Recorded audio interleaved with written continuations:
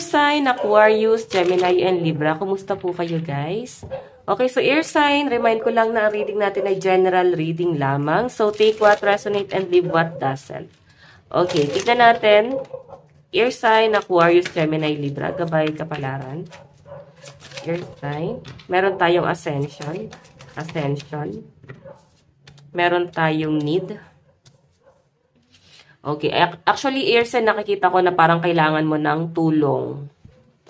Moving forward yung energy mo, pero minsan, eto ha, parang ilang araw nire-read natin, ang ganda-ganda ng energy mo. Pero ngayon kasi parang nawawalan ka ng pag-asa, na parang, para ba talaga ako dito? Siguro guys, kailangan yung tiyagain. Hindi mo makikita yung resulta kung hindi nyo guys tiyagain. Okay? Diba yan, no? May malaking pagbabagong mangyayari kung tiyagain mo yung bagay na yan. Yung iba sa inyo kasi may nakikita ako water sign, parang meron kang pinupurso dito. Gusto mo yung bagay na yon, pero kailangan nyo rito guys, mag-focus ka, isipin mo na passion mo yung bagay na yon. Huwag mong isipin kung ano yung kikitain, ano yung makukuha nyo agad guys sa future. Ang isipin nyo guys, ano yung magiging outcome. Diba? Pag ito guys ay niyakap mo, pag ito ay pinagtiyagaan mo, ano yung magiging outcome? Okay, may nakikita rin ako air sign. Mukhang hindi kayo naging practical sa mga binibili nyo. Ayan, may nakikita ako nakapokus ka sa priority mo. And sobrang minamanage talaga ng mga air sign ng kanilang financial. Okay, or maring sa family guys, mararamdaman mo na parang nagigipit talaga. May problema talaga pagdating sa finances. Nakikita ko na parang kailangan ng tulong ng mga air sign. Pero yun na nga air sign. Kung ano man itong pinupurso mo, kailangan mo dyan is pagtiyagaan mo. Kasi Wheel of Fortune, ibig sabihin, meron talaga guys, magiging resulta. Maganda talaga guys yung magiging resulta kung ito'y pagtiyagaan mo. Okay? Huwag ka guys mapanghihinaan ng loob kasi iniisip ng mga air sign na parang wala naman nangyayari.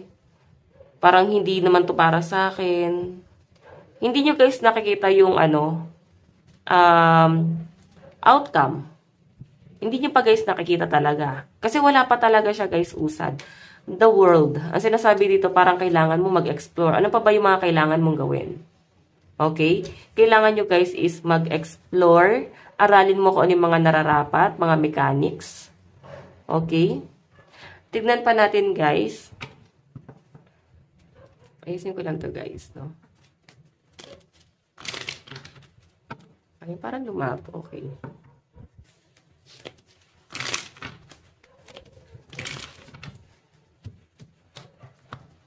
Yung iba sa inyo guys talagang focus ka talaga sa pera, sa career mo. Yun talaga yung parang gustong i-work out ng mga air sign. So, stability din and makapagpundar din. Yun nga lang guys, hindi mo siya guys makuha. No? Mataas ang ambisyon ng mga air sign pero parang hindi nyo pa guys makuha. Siguro may humihingi rin guys ng tulong sa inyo. Medyo nahihirapan yung mga air sign kasi hindi nyo guys matulungan yung sarili mo tapos yung ibang tao humihingi ng tulong sa inyo. Okay? Meron tayong the anchor. Stability pa rin to guys, no?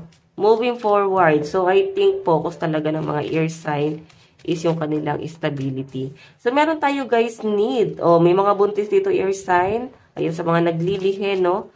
Parang nahirapan kayo din nyo guys makuha. Yung, ano ba yung timplano? Ganon kasi guys pag naglilihi. Hindi nila alam kung ano yung gusto nilang kainin.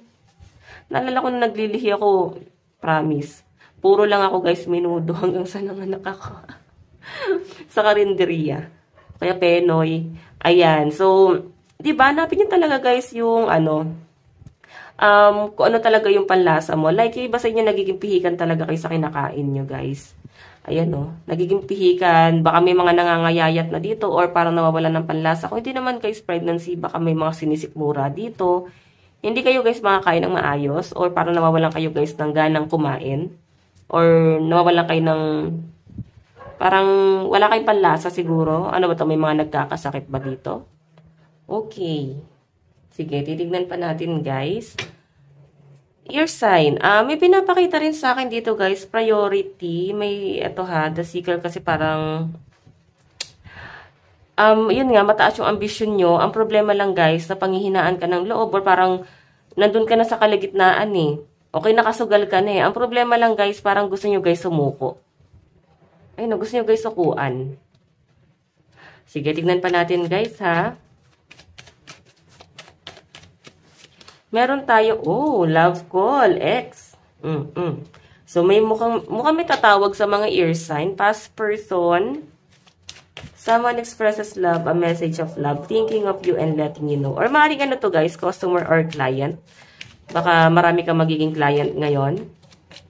Meron tayong clock. Okay. Yung iba sa inyo guys, ayan, baka naiinip sa kanilang pregnancy or baka nagpa-family planning, hindi talaga guys makabuo pa, no? Siguro, kailangan nyo lang guys talaga ng time. Baka hindi pa siya talaga para ngayon. Hindi pa binibigay para sa inyo ngayon. Meron tayo guys palm tree. Stability, security, permanence, growth, insurance, flexibility.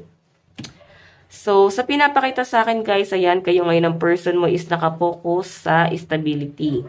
Cycle, the clover. Ito kasi guys luck, no? Maniwala ka sa swerte mo.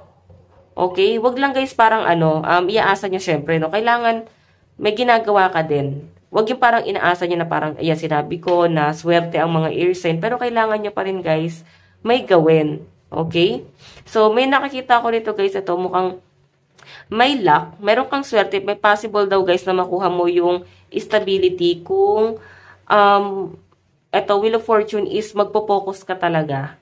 Lalo sa mga responsibility. Huwag nyo, guys, isipin kung ano yung mga mawawala. Okay, wag niyong isipin guys ano yung mga pinanghihinayangan mo. Isipin mo rito guys ano yung magiging resulta ng mga ginagawa mo ngayon. Okay, tignan pa natin guys. Ayan, lucky number is 35, 17, 2, and 10. So, may nakikita ko dito guys, baka may tumawag sa inyo. Past person or someone na ginos ka. Meron tayong find a balance. Ayan, yung iba sa inyo medyo nagiging emotional naman ngayon. Nawawalan ka ng balanse sa energy mo. Meron tayong I am fulfilled by love. May nakasupport naman guys, pero I think hinahayaan ka nila na i-enhance mo yung sarili mo. Kumbaga support lang sila pero hindi ka nila guys pakikialaman, no? I am surrounded by angels. So, yung mga gabay mo, nandyan lang sila guys sa likod mo. Nakagabay, nakasubaybay sa inyo, tingin lang sa inyo, ganon. So guys, ito lang po ang inyong reading. Maraming salamat po. Bukas po ulit. God bless and love you all. Bye-bye!